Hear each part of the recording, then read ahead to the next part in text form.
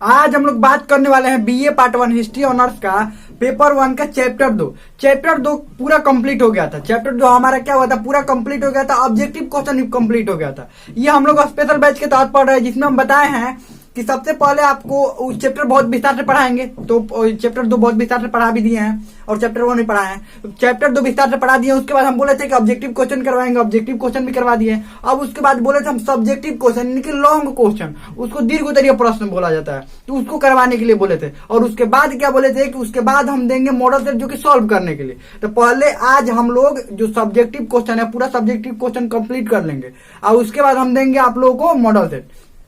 तो चलिए subjective question के बारे में बात करते हैं। देखिए मुख्य रूप से 2-3 को क्वेश्चन इसमें है। इस चैप्टर में मुख्य रूप से 2-3 क्वेश्चन पूछा जाता है जो कि मोस्ट इंपोर्टेंट है। बस एक ही से रिलेटेड क्वेश्चन और बाहरी क्वेश्चन इसमें नहीं पूछा जाता है। अब वो 2-3 को क्वेश्चन कौन कौन है, वो एक ही क्वेश्चन है, बशर्ते को घुमा घुमा कर क्वेश्चन पूछा जाता है। तो वही एक ही क्वेश्चन का आंसर हम बताएंगे और ध्यान से आप समझिएगा और कॉपी पर अपने लिख लीजिएगा। और एक बात, नोट्स आप खुद से बनाइए। हम पहले ही बताए कि नोट्स आप खुद से बनाइएगा ताकि आपको रिवीजन करने के टाइम में जब आप रिवीजन करेंगे उस समय आपको अच्छा से समझ में आएगा। दूसरे का नोट्स बनाया हुआ नोट्स कैसे समझेंगे, तो इसीलिए आप खुद से नोट्स बनाइए। पहले एक बार आराम से पढ़ लीजिए, जब हम पढ़ा रहे हैं उसको आराम से पढ़ लीजिए और दोबारा जब देखिए, दोबारा फिर उसको चालू करके देखिए, तो दोबारा देखिए तो उस समय नोट्स बना लीजिए। तो इतना बात का ध्यान रखिए, नोट्स आपको खुद से बनाने हैं।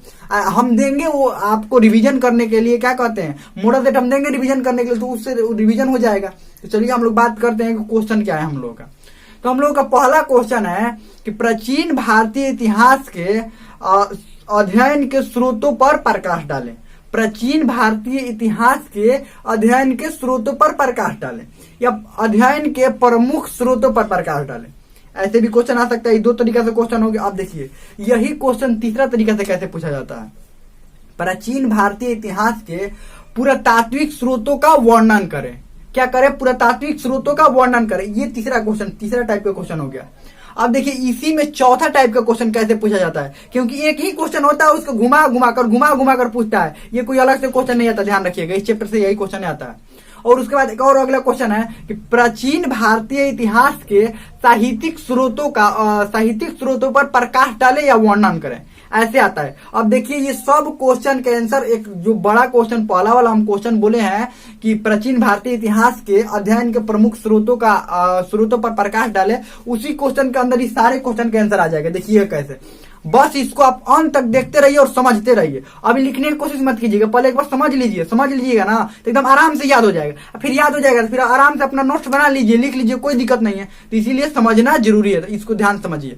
अब इस क्वेश्चन के आंसर हम लिखेंगे कैसे, देखिए लिखना कैसे शुरुआत करेंगे, लिखेंगे ऐसे। देखिए लिखने की शुरुआत करेंगे कि प्राचीन भारतीय इतिहास के स्रोत, विभिन्न स्रोतों से इतिहास जानकारी मिलती है। प्राचीन भारतीय इतिहास की जानकारी विभिन्न स्रोतों से मिलती है। क्या लिखेंगे, प्राचीन भारतीय इतिहास की जानकारी विभिन्न स्रोतों से मिलती है। आप खुद से भी ऐसा लिख सकते हैं कि प्राचीन भारतीय, ऐसे यहाँ पर नीचे आंसर में लिख दिया, क्वेश्चन ऊपर लिख लिया, नीचे आंसर। अगर नोट्स बनाएंगे तो क्वेश्चन ऊपर लिखेंगे नोट्स में, और ये नीचे ये प्राचीन भारतीय, इसको ध्यान समझते रहिएगा। भारतीय इतिहास के अध्ययन का विभिन्न स्रोत है। ध्यान रखिएगा, विभिन्न, ये बहुत सारे जो बच्चे हैं, विभिन्न स्रोत है, स्रोत हाँ, हिंदी का ध्यान नहीं रखते हैं, उल्टा पुल्टा हिंदी लिख देते हैं। ध्यान रखिएगा, ये सब हिंदी ठीक ठाक ऐसे हिंदी आपको लिखना है। तो विभिन्न स्रोत है, अपने सुविधा अनुसार। इसमें क्या लिखना है इसके बाद, अपने सुविधा अनुसार इसको 2 भागों में बांटा गया। जब हम चैप्टर 2 पढ़ाए होंगे तो उसमें बहुत अच्छे से बताए थे कि जो स्रोत होते हैं, स्रोत को 2 भागों में बांटा गया है। तो अपने सुविधा अनुसार, यहाँ पर क्या लिखेंगे, अपने सुविधा अनुसार या अध्ययन के अपने सुविधा अनुसार इसको 2 भागों में बांटा गया। कितने भागों में, इसको 2 भागों में बांटा गया। ध्यान समझते रहिएगा, 2 भागों में बांटा गया। पहला साहित्यिक स्रोत और दूसरा पुरातात्विक स्रोत। तो यहाँ पर क्या लिखना है आपको, इसको 2 भागों में बांटा गया है, अब बांटा गया 2 भागों में। तो यहाँ पर 1 नंबर में लिखना है साहित्यिक स्रोत। 1 नंबर में क्या लिखना है, साहित्यिक स्रोत, और दूसरा नंबर में लिखना है साहित्यिक स्रोत। रोमन वाला अंक होना चाहिए, ध्यान रखिएगा। अंक हमेशा ये वाला रोमन वाला, ये क्वेश्चन नंबर जो होगा वो जैसे नंबर दिया था वैसे ही। और दूसरा पुरातात्विक स्रोत, 2 भागों में बांटेगा स्रोत। अब लिखेंगे इसमें सबसे पहले साहित्यिक स्रोत के बारे में बात करेंगे। इसमें सबसे पहले साहित्यिक स्रोत के बारे में बात करेंगे। साहित्यिक, ध्यान से सुनते रहिएगा, साहित्यिक स्रोत के बारे में बात करेंगे। के बारे में थोड़ा बड़ा लिखना है ना, साहित्यिक स्रोत के बारे में बात करेंगे, अब देखिए बात करेंगे तो पहले नंबर में लिखना है साहित्यिक स्रोत, फिर 1 नंबर में यहां पर लिखना है साहित्यिक स्रोत। अब साहित्यिक स्रोत लेकर अंडरलाइन डैश। अब यहाँ पर क्या लिखना है साहित्यिक स्रोत में? साहित्यिक स्रोत का महत्वपूर्ण योगदान है प्राचीन भारत के इतिहास को जानने में। यह महत्वपूर्ण स्रोत है प्राचीन भारतीय इतिहास को जानने का, एक महत्वपूर्ण स्रोत है। यह एक महत्वपूर्ण स्रोत है। यहाँ पर क्या लिखना है? यह एक महत्वपूर्ण स्रोत है, प्राचीन स्रोत, महत्वपूर्ण स्रोत है। हम पूरा नहीं लिखेंगे, थोड़ा सा लिखना है, आप लोग पूरा लिख लीजिए इसको। यह एक महत्वपूर्ण स्रोत है प्राचीन भारतीय इतिहास के बारे में जानने का, इतना लिख लिए। अब देखिए सबको आपको लिखना है पैराग्राफ में, साइड में आपको पैराग्राफ दिखाई दे रहा होगा, हम आपको बताएंगे पॉइंट में ताकि जल्दी समझ में आए, पॉइंट करके बताएंगे, पॉइंट लिखकर बताएंगे। लेकिन आपको अच्छी तरह से पैराग्राफ में लिखना है, जो कि पैराग्राफ साइड में दिखाई भी देगा, देखिए ऐसे लिखना है। तो ये ध्यान रखिएगा बात, हमेशा एग्जाम में भी पैराग्राफ में ही लिखा जाता है, लेकिन हम आपको पॉइंट में इसलिए बता रहे हैं कि जल्दी हो जाए और जल्दी आपको क्या हो समझ में आ जाए। पॉइंट याद रहेगा कि साहित्यिक स्रोत, अब साहित्यिक स्रोत में क्या क्या लिखना है ये सब याद रहेगा तो लिख देंगे अपने से, पूरा याद थोड़े करना है, इसमें पॉइंट याद कर लीजिएगा, सब याद हो जाएगा। तो यह महत्वपूर्ण स्रोत है। इसमें क्या, इसमें ब्राह्मण साहित्य,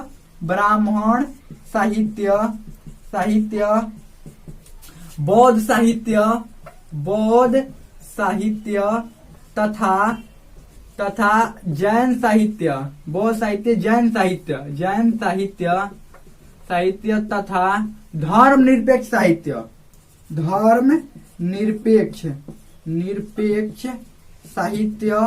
आते हैं। क्या आते हैं? साहित्य आते हैं। देखिए ये समझा इसलिए रहे ना कि आपको रट कर याद करने की जरूरत नहीं पड़ेगी। अगर हम इसको लिख कर दे देंगे आपको तो आपको रट कर समझ कर वैसे समझ में नहीं आएगा। ये एक बार समझ जाइएगा ना तो दूसरों को भी बता सकते हैं। देखिए पढ़ाई का मतलब होता है, हिस्ट्री ऑनर्स लिए है ना तो इसका मतलब होता है कि ऐसा आप हिस्ट्री पढ़े ना कि दूसरे को पढ़ा सके। हिस्ट्री ऑनर्स का मतलब यही होता है कि ऐसा पढ़े कि हिस्ट्री के बारे में थोड़ा सा भी कंफ्यूजन ना हो, रट कर याद करने वाला बात ना हो कि हम क्वेश्चन रट कर याद कर लिए और पास कर गए। नहीं, मतलब सिर्फ पास करने से नहीं है, मतलब इससे है कि आप हिस्ट्री ऑनर्स लिए है ना तो हिस्ट्री के बारे में आपको अच्छा से नॉलेज होना चाहिए, अच्छे से जानकारी, अच्छी समझ होनी चाहिए, ताकि कोई कुछ क्वेश्चन करे, कोई कुछ क्वेश्चन पूछे या किसी को पढ़ाना हो, किसी को समझाना हो तो सामने वाला को भी ये लगे कि ये हिस्ट्री ऑनर्स लिया है, मतलब हिस्ट्री को बहुत गहराई से समझता है, अच्छा से जानता है। तो ये बात को ध्यान रखना है, इसीलिए आपको बता रहे हैं। तो साहित्यिक स्रोत में यह एक महत्वपूर्ण स्रोत है, ये भारतीय इतिहास के मतलब अध्ययन में एक महत्वपूर्ण स्रोत है। और इसमें ब्राह्मण साहित्य, बौद्ध साहित्य, जैन साहित्य तथा धर्मनिरपेक्ष साहित्य आते हैं। तो फिर इसमें अब क्या लिखेंगे? इसमें सबसे पहले ब्राह्मण साहित्य के बारे में लिखेंगे। किसके बारे में लिखेंगे? ब्राह्मण साहित्य। अब इसमें ब्राह्मण साहित्य में क्या लिखेंगे? इसमें लिखेंगे कि ब्राह्मण साहित्य भारतीय इतिहास यानी कि भारतीय प्राचीन इतिहास के जानने में महत्वपूर्ण भूमिका निभाता है। सब में यही बात लिखना ही है कि महत्वपूर्ण भूमिका निभाता है। इसमें क्या क्या आता है? देखिए इसमें क्या क्या आता है। इसमें आते हैं वेद, इसमें वेद, पुराण, ब्राह्मण ग्रंथ, ये अलग है, ध्यान रखिएगा, ब्राह्मण ग्रंथ। अब उसके बाद क्या आते हैं? वेदांग आते हैं, वेदांग। इसमें क्या आता है? वेदांग। इसके बाद हम लोग अब इसके बारे में लिखेंगे, किसके बारे में? वेद के बारे में। अब इसमें लिखेंगे ये सब महत्वपूर्ण भूमिका निभाते हैं भारतीय इतिहास को जानने में। अब इसमें लिखेंगे, इसमें सबसे पहले हम लोग वेद के बारे में देखेंगे। जिसके बारे में लिखेंगे सबसे पहले हम क्या लिखेंगे उसके बारे में, तो इसमें सबसे पहले वेद के बारे में देखेंगे। अब लिखेंगे कि वेद, अब वेद लिखकर फिर अंडरलाइन डैश करेंगे। क्या करेंगे? वेद लिखकर वेद के बारे में लिखेंगे। यह भारतीय इतिहास को जानने में, ये प्राचीन भारतीय इतिहास जानने में महत्वपूर्ण भूमिका निभाता है, क्योंकि ये जो वेद थे, वेद के जिस समय ये वेद रचे गए थे, वेद जिस समय रचना हुई थी, सब लिखना है, ध्यान रखिएगा। वेद की जिस समय रचना हुई थी उस समय के सामाजिक, आर्थिक, राजनीतिक परिस्थितियों की जानकारी मिलती है।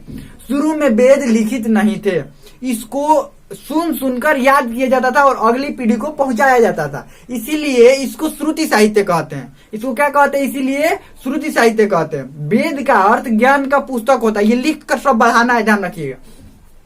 मुख्यतः वेद 4 प्रकार के होते हैं। क्या लिखना है? मुख्यतः वेद 4 प्रकार के होते हैं, जिसमें ऋग्वेद, यजुर्वेद, सामवेद, अथर्ववेद होता है। अब सबसे पहले जो वेद की रचना हुई उसे ऋग्वेद कहते हैं, और बाद में तीनों वेद की रचना हुई उसको उत्तर वेद कहते हैं। बाद में जो तीनों वेद की रचना है उसको क्या कहते हैं? उत्तर वेद कहते हैं। इतना लिखा गया, इतना काफी है। और आगे भी इसमें लिखना चाहे तो आप लिख सकते हैं सब वेद के बारे में को करके, ऋग्वेद के बारे में, यजुर्वेद, सामवेद, अथर्ववेद, ये सब बहुत अच्छा से बताया, तो लिख सकते हैं, लिखना है तो। नहीं तो इसके बाद आगे बढ़ेंगे, फिर लिखेंगे पुराण। क्या लिख कर देंगे? पुराण। पुराण पुराण लिख कर देंगे, लिखेंगे कि पुराण से भी भारतीय इतिहास के बारे में और उनके राजाओं की वंशावली के बारे में, क्योंकि इसमें राजा की वंशावली, राजा के बाद कौन सा राजा, ये बढ़िया से वंशावली दिया हुआ है, तो राजाओं के वंशावली के बारे में बहुत अच्छे से जानकारी मिलती है इसमें। और ये पुराण जो है, मुख्यतः पुराण को 18 माने गए हैं। कितने पुराण? 18 माने गए, जिसमें शिव पुराण, विष्णु पुराण और बहुत सारे पुराण आते हैं। ठीक है, पुराण के बारे में लिख लिए। अब पुराण के बाद चलते हैं ब्राह्मण ग्रंथ। ब्राह्मण ग्रंथ, ध्यान रखिएगा। ये सब समझा रहे हैं, आराम से एकदम बैठ कर समझिए, आराम से एकदम बढ़िया से, एकदम समझ में आएगा। नहीं समझ में आया फिर दोबारा देखिए और अच्छा समझ में आ जाएगा। अब ब्राह्मण ग्रंथ, वेद लंबे होने के कारण ब्राह्मण, उनके जो मंत्र है वो एक ग्रंथ में संकलित किया गया है, जिसे हम ब्राह्मण ग्रंथ का नाम देते हैं। ब्राह्मण ग्रंथ से की रचना के बाद उस समय के भी सामाजिक, आर्थिक और राजनीतिक परिस्थितियों की जानकारी मिलती है। यह हो गया। आगे बढ़ते हैं, वेदांग। वेदांग, तो वेदांग में क्या लिखेंगे कि वेदों को पढ़ने और समझने के लिए जिस साहित्य की रचना उसे वेदांग साहित्य कहते हैं। वेदांग कितने होते हैं? मुख्यतः 6 होते हैं। आप चाहे तो वेदांग के बारे में लिख सकते हैं कि 6 कौन कौन वेदांग होते हैं। कल्प, निरुक्त, छंद, व्याकरण, ज्योतिष और शिक्षा। ये जो 6 वेदांग है, ये वेदांगों की रचना क्यों हुई? 6 वेदांग साहित्य की रचना क्यों हुई? क्योंकि जो ये वेद थे उसको अच्छी तरह से पढ़ा और समझा जाए। उसके बाद वेदांग हो गया, ब्राह्मण ग्रंथ हो गया, पुराण हो गए, वेद हो गए, ये सब हो गया। अब ब्राह्मण साहित्य के बाद हम लोग आगे बढ़ते हैं बौद्ध साहित्य की तरफ। किसके तरफ? बौद्ध साहित्य की तरफ आगे बढ़ते हैं। अब देखिए, बौद्ध साहित्य में भी आपको समझा रहे हैं हम, बौद्ध साहित्य में क्या क्या होगा। बौद्ध साहित्य में भी क्या क्या होगा। बौद्ध साहित्य भारतीय इतिहास के अध्ययन में महत्वपूर्ण भूमिका निभाता है। इसलिए क्योंकि जिस समय ये बौद्ध साहित्यों की रचना हुई उस समय की जो भी परिस्थितियां है उनके बारे में जानकारी मिलती है। इसमें प्रमुख है जातक कथाएं। ये जातक कथाएं काल्पनिक होते हुए भी उस समय के परिस्थितियों के बारे में ठीक ठाक जानकारी दे देती है। उसके बाद जातक कथाओं के बाद नाम आता है किसका? त्रिपिटक का। त्रिपिटक से भी बहुत कुछ का भारतीय इतिहास के बारे में बहुत कुछ ज्ञान होता है। त्रिपिटक में कौन कौन आते हैं? सूत पिटक, अभिधाम और विनय पिटक। और इसी के अंतर्गत जो सूत पिटक है, इसके अंतर्गत एक अंगुत्तर निकाय आता है, जिसमें 16 महाजनपदों की सूची मिलती है। सबसे महत्वपूर्ण बात, 16 महाजनपदों की सूची अंगुत्तर निकाय में मिलती है, जो कि एक बौद्ध ग्रंथ है। ध्यान रखिएगा, ये सब लिखना है इसमें। उसके बाद आगे बढ़ते हैं, बौद्ध साहित्य के बाद जैन साहित्य की तरफ आगे बढ़ते हैं। जैन साहित्य यहीं पर लिख लेते हैं, जैन साहित्य। ध्यान रखिएगा, ये सब आपको लिखने का हम तरीका बता रहे हैं, ये बात को ध्यान रखिएगा।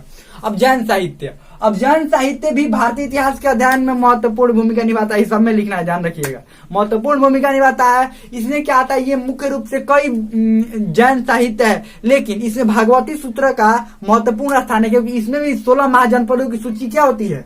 मिलती है। तो ये हो गया जैन साहित्य काम।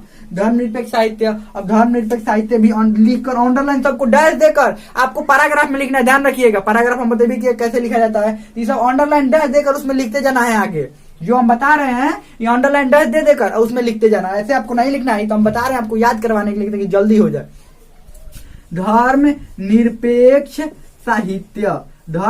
साहित्य लिखकर अंडरलाइन डैश, उसमें आप क्या लिखेगा? धर्मनिरपेक्ष साहित्य में भी कई साहित्यों का महत्वपूर्ण योगदान है भारत के इतिहास को जानने में। जैसे चाणक्य का क्या हो गया? अर्थशास्त्र, कलर का राजतरंगिणी, और भी बहुत सारे ऐसे साहित्य है जिससे धर्मनिरपेक्ष साहित्य है, जिससे भारतीय इतिहास के बारे में महत्वपूर्ण जानकारी मिलता है। हो गया, तो हमारा ये धर्मनिरपेक्ष साहित्य भी खत्म हो गया। देखिए, एक बात यहाँ पर छूट गया है, शायद आप लोग ध्यान दिए होंगे, बहुत सारे बच्चे ध्यान भी दिए होंगे। देखिए क्या, पुरातात्विक और साहित्यिक स्रोत जब बात कर रहे थे, साहित्यिक स्रोत में दो स्रोत आएगा, एक भारतीय साहित्य, एक विदेशी साहित्य। ध्यान रखिएगा, एक भारतीय साहित्य, एक विदेशी। तो यहाँ पर क्या लिखना है कि साहित्यिक स्रोत में भारतीय साहित्य और विदेशी साहित्य दो साहित्य आते हैं, जिसमें सबसे पहले हम लोग देखेंगे भारतीय साहित्य के बारे में।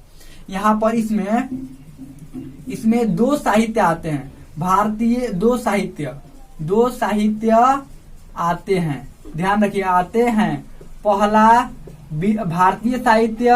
भारतीय साहित्य और दूसरा क्या होगा, साहित्य, और दूसरा विदेशी साहित्य। अब भारतीय साहित्य के अंतर्गत ये सब आएंगे। लिखना है कि भारतीय साहित्य के अंतर्गत या भारतीय साहित्य लिख अंडरलाइन डैश, और उसके बाद यह एक महत्वपूर्ण स्रोत है, सब भारतीय साहित्य में लिखना, ध्यान रखिएगा। किसमें लिखना है, ये भारतीय साहित्य में। यहाँ पर छूट गया था, थोड़ा सा अपने से देख लीजिए, ध्यान दे लीजिए, ये छूट गया था इसमें। अब लिखेंगे कि अब विदेशी साहित्य, अब लिखेंगे क्या, भारतीय साहित्य तो ये हो गया, ये तो सब भारतीय साहित्य, ध्यान रखिएगा। अब लिखेंगे विदेशी साहित्य।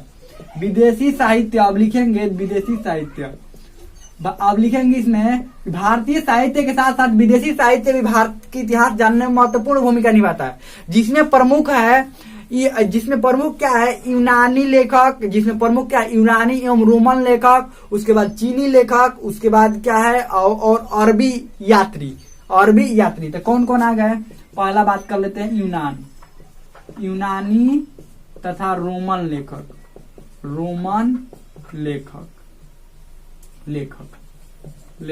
सबसे पहला इसमें आता है नाम हेरोडोटस का। क्या लिखेंगे, सबसे पहला ये विदेशी साहित्य लिखकर, उसमें लिखकर हम जो बोले हैं, उसके बाद फिर अंडरलाइन करके ये लिखेंगे यूनानी तथा रोमन लेखक। अब इसमें क्या लिखेंगे, इसमें सबसे पहला जो नाम आता है वो नाम आता है हेरोडोटस का। किसका नाम आता है, हेरोडोटस का। हेरोडोटस को ही इतिहास का जनक यानी कि हिस्ट्री का फादर ऑफ हिस्ट्री कहते हैं। क्या कहते हैं, फादर ऑफ हिस्ट्री किसको कहते हैं, हेरोडोटस को कहते हैं। तो ये कहाँ का था, वही यूनान वाले क्षेत्र का था। और उसके बाद यूनान से ही कौन आया था, यूनान का ही जो राजा था सिकंदर, उसके साथ भी एक आया था, कौन, नियारकस आया था। और नियारकस भी भारत के इतिहास के बारे में लिख कर लेकर गया था। उसके बाद ये सब लिखना है कि सिकंदर के साथ नियारकस आया था। उसके बाद क्या लिखना है कि सिकंदर का सेनापति सेल्यूकस निकेटस का जो राजदूत था, वो चंद्रगुप्त मौर्य के दरबार में आया था, जिसने इंडिका लिखा। उसका क्या नाम था, जिसने इंडिका लिखा था, इंडिका लिखने वाला का क्या नाम था बताइए। तो इंडिका जिसने लिखा था उसका नाम क्या था, थोड़ा कमेंट में बताइए, उसका नाम बताइए। इंडिका जिसने लिखा था वो सेल्यूकस निकेटस का राजदूत था। उसका क्या नाम था, उसका नाम था मेगास्थनीज। क्या नाम था उसका, मेगास्थनीज। तो यहाँ पर लिखना है कि मेगास्थनीज ने इंडिका लिखा, जिसमें भारत के बारे में बहुत अच्छा से जानकारी मिलता है। तो यही यूनानी स्रोत से बहुत अच्छा से भारत के बारे में जानकारी मिलता है, लिख देना है। उसके बाद आगे बढ़ते हैं, चीनी साहित्य या चीनी लेखक या साहित्य लेखक, क्योंकि लेखक के द्वारा साहित्य लिखा जाता है ना, चीनी लेखक। अब चीनी लेखक की महत्वपूर्ण भूमिका है, क्योंकि जब भी चीन से कोई भी यात्री भारत के घूमने के लिए आता है, भारत भ्रमण पर आता था, कुछ न कुछ यहाँ से लिख कर लेकर जाता था, जिसमें प्रमुख है फारिहान, वेनसांग और ईस्ट सिंह। ये सभी लोग भारत घूमने के लिए आए थे और भारत से बहुत कुछ लिख कर यहाँ से लेकर गए थे, जिससे भारतीय इतिहास के बारे में जानकारी मिलती है। चीनी लेखक हो गया ना, आगे बढ़ते हैं। अरबी यात्री का भी भारतीय इतिहास में महत्वपूर्ण योगदान है। अरब से भी जो भी यात्री आते थे, वो भारतीय इतिहास के बारे में ठीक ठाक जानकारी इकट्ठा करके अपने देश ले जाते थे। भारत के बारे में इकट्ठा करके जानकारी अपने देश ले जाते थे। ये हो गया जो साहित्यिक स्रोत के बारे में हो गया। अब बात करते हैं पुरातात्विक स्रोत के बारे में। यहां तब लिखना शुरू करेंगे कि अब हम लोग बात क्या करेंगे, पुरातात्विक स्रोत के बारे में। अब पुरातात्विक स्रोत के बारे में बात करेंगे।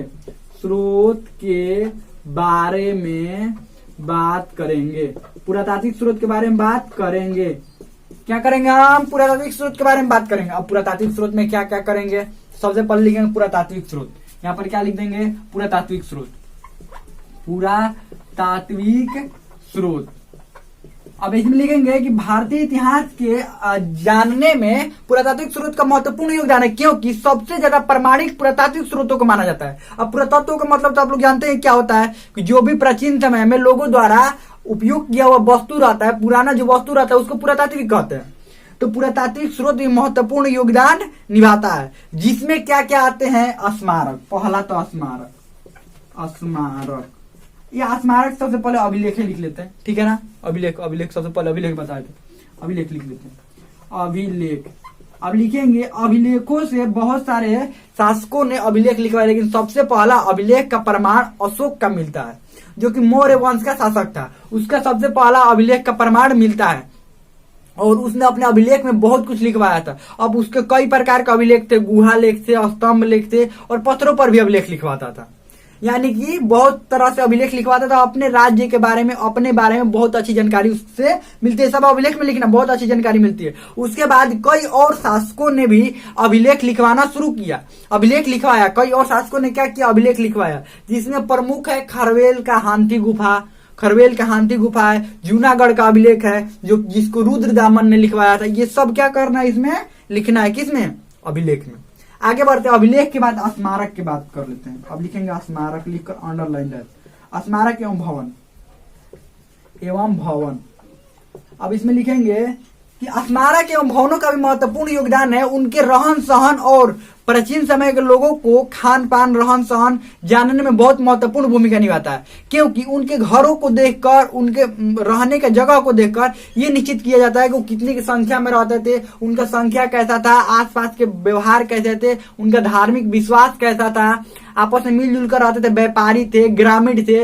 यानी कि उनके जीवन के बारे में ठीक ठाक जानकारी मिल जाती थी, वो अपने जीवन यापन के लिए क्या करते थे, ये सब बहुत बढ़िया से जानकारी मिल जाता था। किसके, ये भवन एवं स्मारक को देखकर ये सब अच्छा से जानकारी मिल जाता है। इसीलिए स्मारक और भवन भारतीय इतिहास को जानने में महत्वपूर्ण भूमिका निभाते हैं, जिसमें राजाओं के महल, राजाओं के मकाबरे और ये जो प्राचीन समय में मंदिर बने हुए मंदिर, और ये हड़प्पा से जो भी उनका हड़प्पा के स्थल मिले हैं और हड़प्पा से जो भी स्नानागार मिले हैं, घर मिला है, नालियां मिला है, सड़क मिला है, या बहुत सारे उनके उपयोग किया हुआ सामान मिला है, या भवन के बारे में बात कर रहे हैं तो भवन मिला है, जिससे उनके रहन सहन के बारे में बहुत अच्छा से जानकारी मिलता है।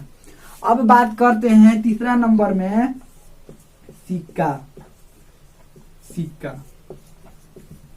अब इसमें लिखेंगे सिक्का से भी बहुत अच्छा से जानकारी मिलता है, क्योंकि कई राजाओं ने भी सिक्का चलवाया और बहुत सारे सिक्के ऐसे। सबसे पहला जो सिक्का था पंचमार्क था, जिसको ये ठप्पा लगाया जाता था। पंचमार्क मतलब, पंच मतलब ऐसे ठप्पा, तो ये पंचमार्क मतलब क्या होता है, ठप्पा लगाना। यानी कि वैसे सबसे पहले पंचमार्क जो सिक्के थे, पंचमार्क जो क्वाइन था, वो पंचमार्क क्वाइन चलाया गया। उसके बाद धीरे धीरे विकसित होता गया सिक्का। क्या हुआ, सिक्का विकसित होता गया और अलग अलग राजाओं ने, कोई राजा अपने तस्वीर के साथ लगवाता था, तो कोई किसी दूसरे का तस्वीर लगवाता था, कोई उनका धार्मिक विश्वास होता था तो उनका तस्वीर लगवाते थे। तो अलग अलग राजाओं का समय काल और उनकी रुचि के बारे में हमें पता चलता है, किससे, सिक्कों से ही पता चलता है। क्या लिखना है कि सिक्कों से ही पता चलता है कि राजा कैसे थे, उनका इंटरेस्ट क्या था, वो धार्मिक विश्वास क्या था, ये सब सिक्कों से ही पता चलता है। उसके बाद बात करते हैं मोहरों के बारे में। मोहरों के बारे में, उसके बाद क्या बात करेंगे, मोहरों के बारे में।